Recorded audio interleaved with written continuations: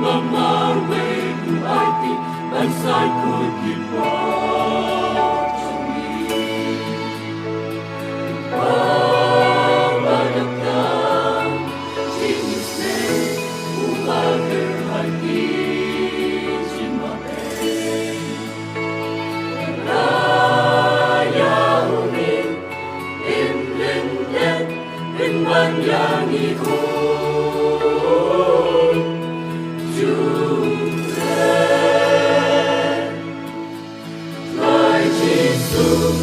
Pula pertama Syaubre na lordina Umang tumak tupang Hindi tayo kileyana Syaga pertay Dalabi Kadisu Pula pendi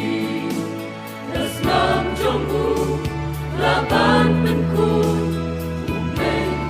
Hormat jangi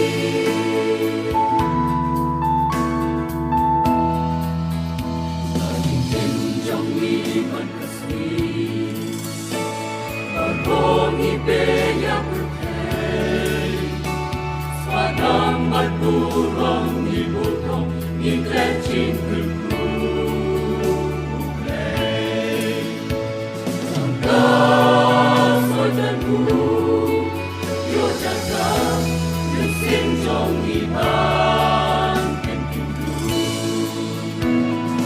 Jing sarong ban, jing xiao pang, yu play nghi klet pan.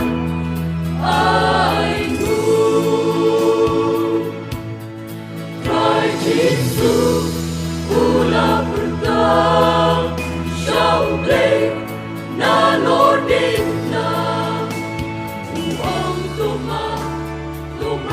kupang. Ayu kireyana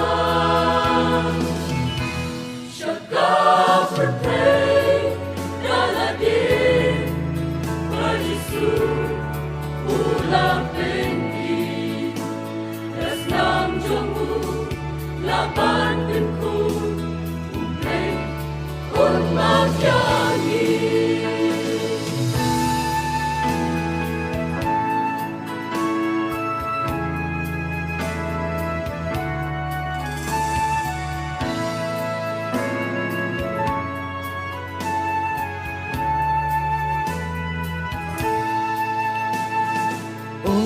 Kat lo jing i pela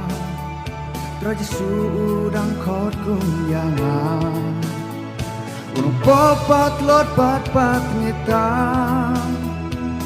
Ko yang ada borkas nam Unong popat lot pat ngita Labu ko yang ada borkas nam Kinong po pa syurga